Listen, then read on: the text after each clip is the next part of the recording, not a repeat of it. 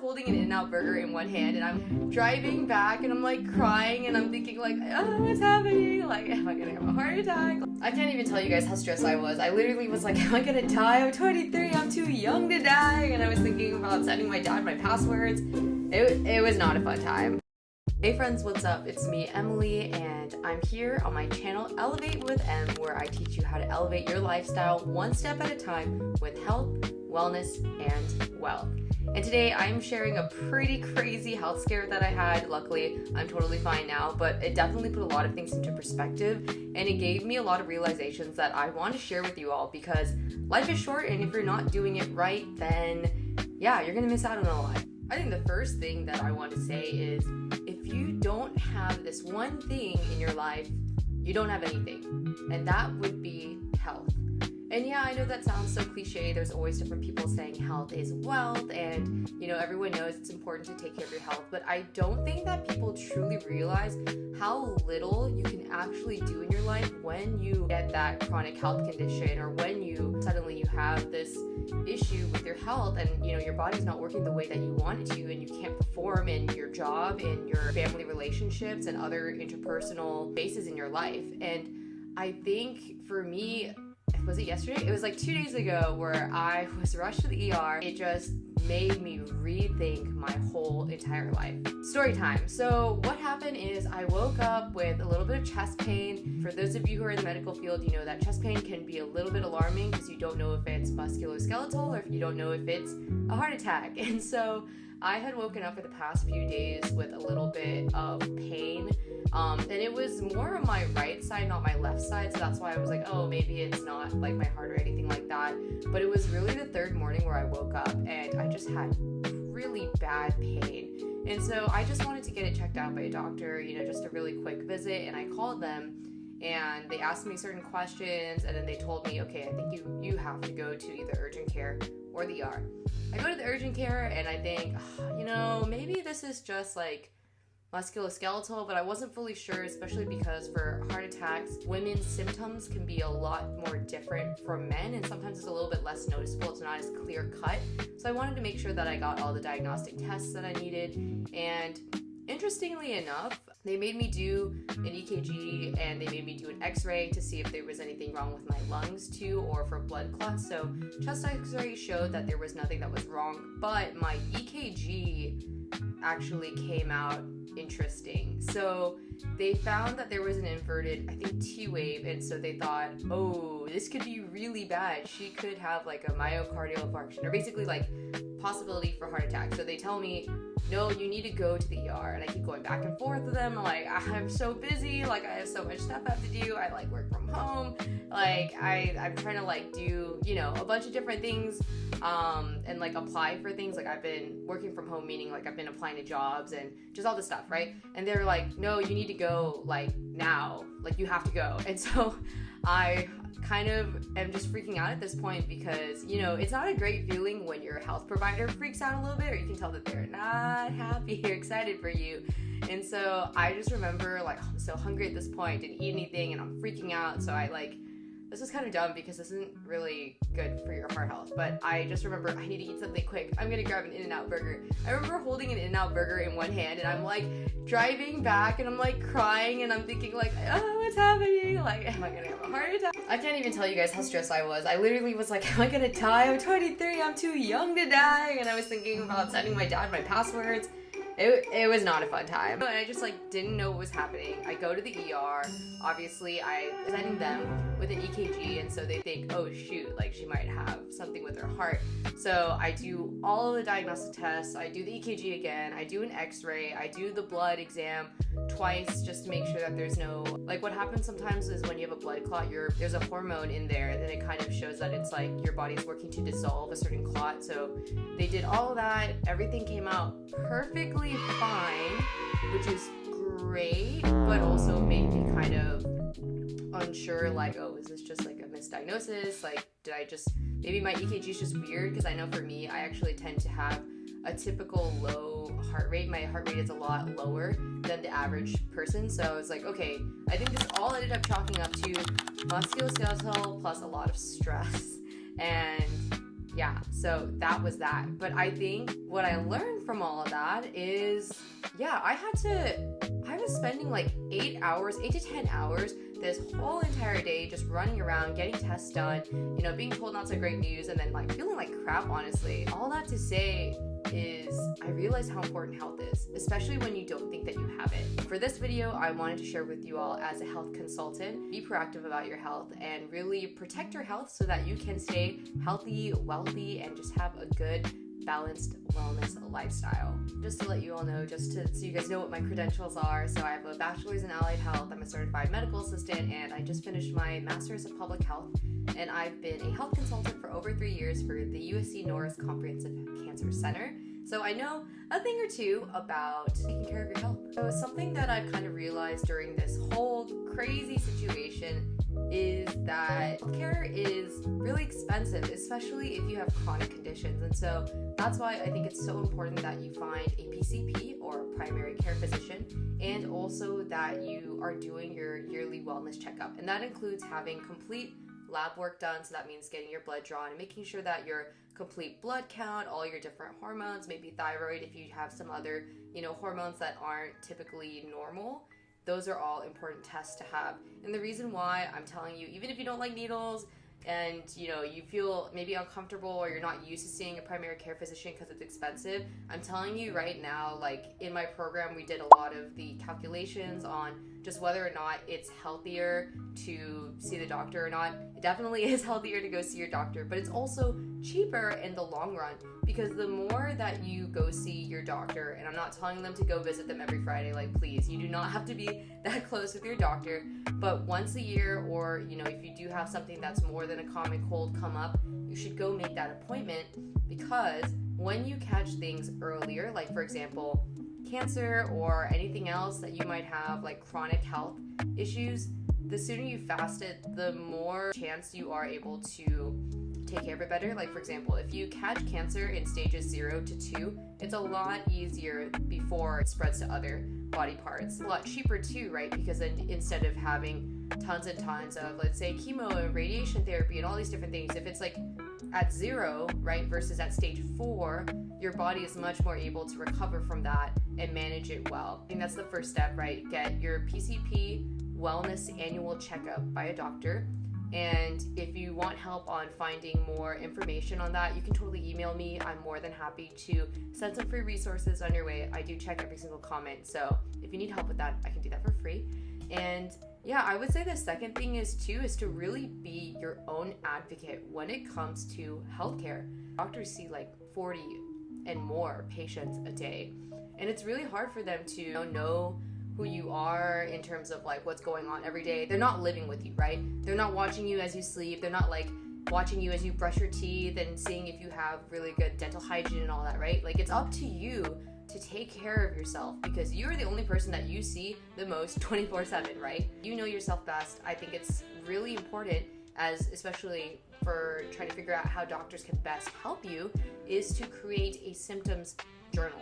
So just like daily journaling, right? I know a lot of people for self-help and for wellness, they like to write bullet journaling 5 minutes a day. I would say do the same with your body and your health. If you feel like you're having some certain issues, it's important to know, like, okay, this is not normal for me, or okay, hey, I'm having like shortness of breath, like all these different things. If that's not normal for you, you'll know because you have your own personal data and you can look back. I recommend, doing this all into one small notebook, but you can look back and see this own data that you have, and it can give your doctor a much clearer, big picture idea of what it is that you kind of deal with.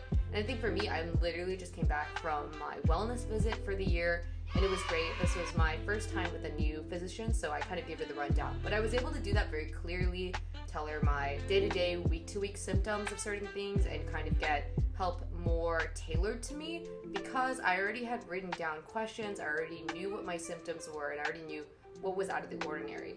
And I think for me too, especially for women, right, we want to make sure that we're tracking our periods. We want to know, like, if we feel any inflammation, sort of discomfort, especially for breast cancer. You want to make sure that you're doing your monthly self checkups as well.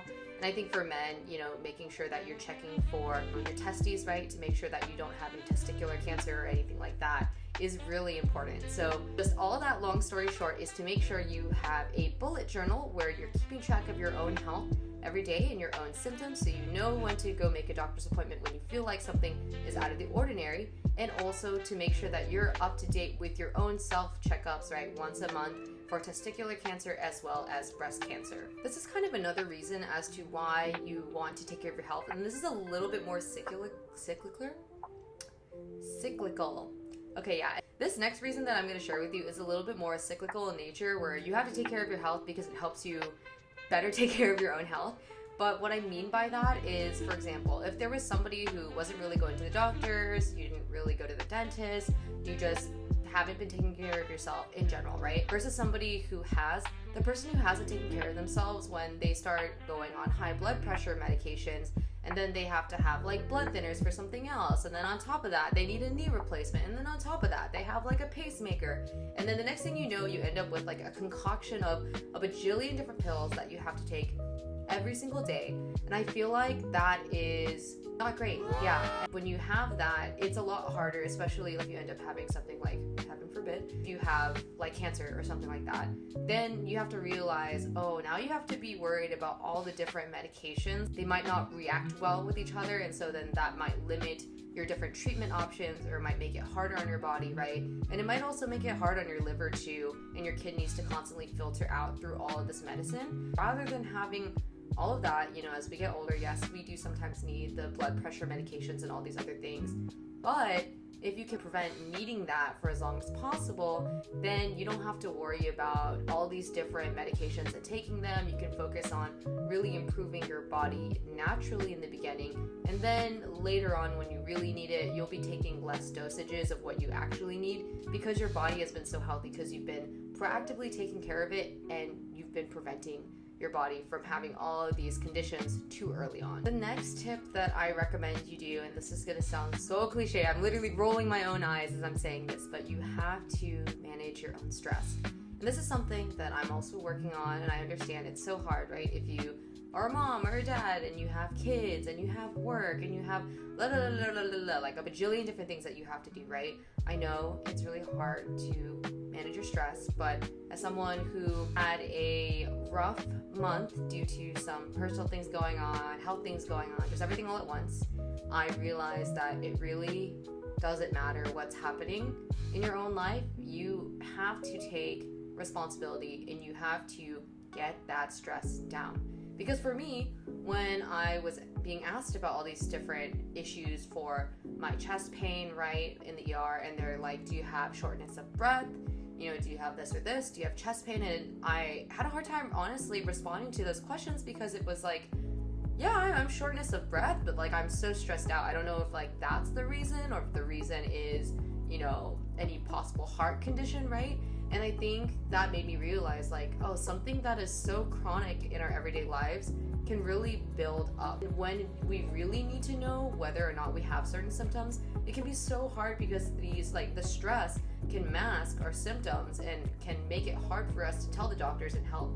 It makes it hard for the doctors to also know, right, what's actually going on with our bodies. And so for that reason, I say managing stress is so important.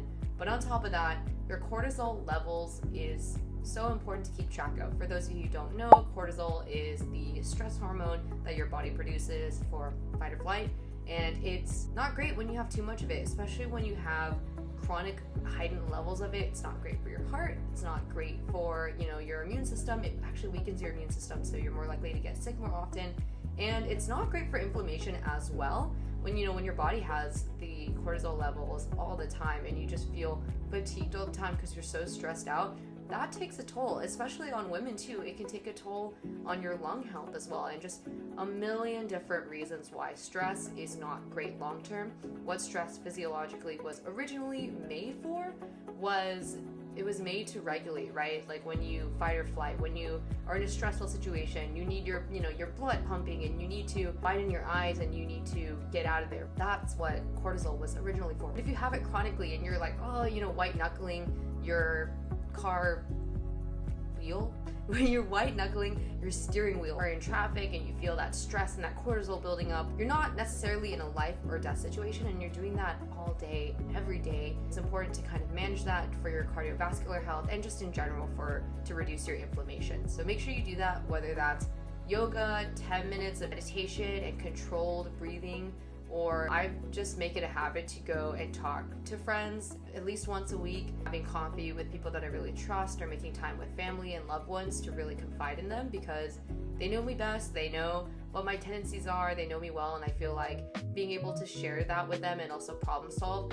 really does relieve my soul, honestly. It really helps me feel less stressed and alone, and I think being able to have that circle of people that you can be vulnerable with can really help you decrease your stress. All right, the next tip is, assuming that you got the blood test that I'm hoping that you get or that you've already received, once you realize whether or not you have high cortisol, or not cortisol, once you have high cholesterol, or you might have high LDL, which is the bad type of lipid, versus, HDL, you want to make sure that you have a good higher ratio of HDL to LDL, and you can kind of see what it is that your body needs. Then you can work on nutrition and figuring out what diet works best for you. For me, for a little bit of context, I have PCOS, or polycystic ovarian syndrome, which before meant that I had really irregular periods. I was super prone to inflammation.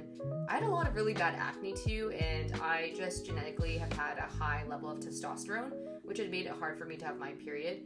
But after making sure I've been exercising, sleeping better, managing my own stress, and just doing a lot of different things to really work hard towards maintaining my body and giving it the nutrition and just tender love and care and nurturing that it needs, I was able to, for the first time this year, since I started my period for the very first time at 15 years old, I'm now 23, now I'm finally getting my period back to normal, but a lot of it had to do with nutrition.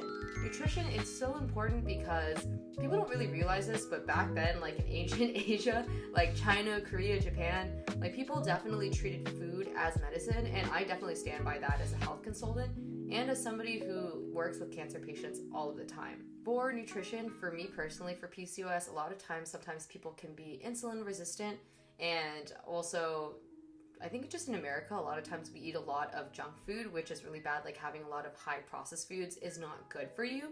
And so by decreasing that, cooking more at home, being intentional, meal planning, and making sure that I'm focusing on more whole foods, like instead of deli meats and all that processed stuff, like I've been working on chicken, fish, sometimes steak for my iron levels, and just making sure that I'm cooking things at home so I actually know what's in it, has really helped me. I think honestly better blood glucose levels, as well as just makes me feel better. I have a lot less inflammation now that I'm not eating as much processed carbs. And if I am eating carbs, I'm trying not to eat processed carbs. I try to make it at home. Like I love making my own focaccia bread, which is great because I know that in the bread there's only flour, water, a little bit of yeast, and like honey and salt. Like that's all that there should be honestly in bread. Like if you have more things in bread, maybe in brioche you might have like eggs, but besides that, like if you have xanthan gum for texture and you have other preservatives and additives, that's not real bread, and that's not great for your colon and a bunch of other things. So for my tip for you is to really find out what nutritional plan and diet you need based on your blood work after you go see the doctor, and making sure that you're cutting out your processed food. Everyone will benefit from eating less processed foods. And I know, like, for those of you who have a sweet tooth, like I totally have a sweet tooth as well. It can be hard, right? But I think I honestly have enjoyed baking at home and making my own sweets, even from leftovers. Like literally yesterday, I made this delicious apple honey pie that I made from a bunch of ingredients I had left over in the fridge. I found like half an eaten apple and I just used that, chopped it up, and made my own sweets. So you can enjoy desserts for sure, but it's gonna be healthier if you make it at home without the bajillion different ingredients in it versus just like 5 ingredients whole foods that you're making at home. Working out. Now, working out can be different for everyone, right? Especially for men versus women. Like men have this hormone cycle where it's reset every 24 hours versus women, it's every 28 to 30 days, right? We have like the period and the menstrual cycle. How a woman will work out is actually going to be different from how a man works out, because for men you can do HIIT, it's totally fine. I don't think it's going to bother your hormones at all. Your hormones are fairly simple, it's like a linear line, but for women it's like this hormone does this, and so you should actually focus on syncing up the intensity and the duration of your workout for depending on what part of the cycle that you're in. Let's start with when you're on your period. When you're on your period, you're probably already feeling not so great. And so I don't think it's the best time for an HIIT or high intensity workout, right? You kind of want something low, gentle, steady, maybe some stretching, some Tai Chi, a little bit of not super intense hip-hop dancing, but something slower, yoga, and Pilates too if it's not too extreme or intense, right? That can be something you can do. But as your estrogen rises after your period, then you can start doing a little bit more intensity, increasing it, right? A little bit more cardio, some weights, you can start doing that. It peaks at the ovulatory phase, which is when you can have the highest intensity, you can really do all the different things that you want to do. And then after, for luteal phase, you kind of want to slow it back down a little bit, make it a little bit less intense. And then when you're at your period is like, once again, the lowest intensity again. So that means like right before your period, kind of having more gentle, stable work. So that means cardio at a stable state or yoga. So something kind of similar to when you're on your period. You can do a little bit more intensity, but once again, you know, you're kind of bringing it back down, right? So that you're able to go back to your period and have even more gentle, slow movement, as long as you're moving your body. And the reason why I say this is because for both men and women, it is so important for you to have exercise for your cardiovascular health, but also because we live such sedentary lifestyles, we are more likely to have blood clots. Did you know that? Like a lot more lately is because of birth control. Young women have actually had a much higher risk now of having blood clots. And in order to prevent that, right, we want to be eating a better diet, getting better sleep, but also we want to make sure that we're not having such a sedentary lifestyle. We're making sure that we're moving around, right? We're getting up from our seats. Maybe we're having those 10,000 steps, right? We're doing something that makes us move our body because our bodies are meant for movement. And we are making sure that we are stewarding our bodies well. And lastly, I'm going to talk about sleep as well as things that you're adding to your body. So sleep, as everyone knows, it's important. You need 7 to 9 hours of really good sleep. I know a lot of people actually tend to have insomnia, and so I want to challenge you to kind of tweak this advice to make it a little bit more doable for you. If you can somehow get to sleep during 4-hour increments, like I know a lot of people do wake up in the middle of the night, but if you can aim for getting the 4 hours, maybe wake up for a little bit, do something really calming, dim light, maybe like read a book, or you just do meditation, listen to calm music, you know, grab yourself warm tea that's not caffeinated like chamomile, which can help increase your melatonin. That's a great way to kind of go back into sleep for that second half of having good sleep. And so that's one way that you can get maybe 8 hours of sleep, even if you don't have the best consecutive amount of sleep. And then I would say in general, making sure that you're not drinking caffeine 8 to 10 hours before you go to bed for the day. On top of that, making sure you have good sleep hygiene, all that things. I actually have a video that I already made on how to get better sleep based on scientific tips. So if you want to go ahead and watch that after this video, make sure that you do that. And then, yeah, let me know which one of those tips are your favorite. Lastly,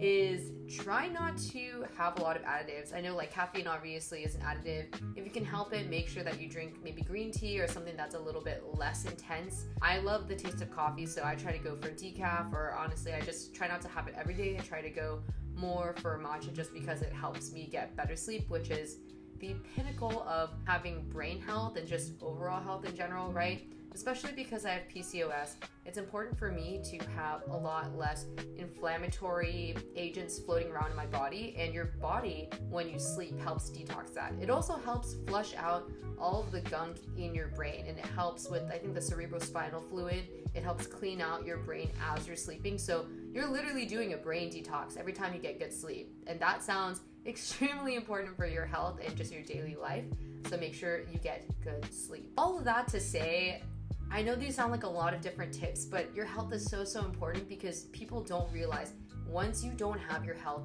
you really don't have anything.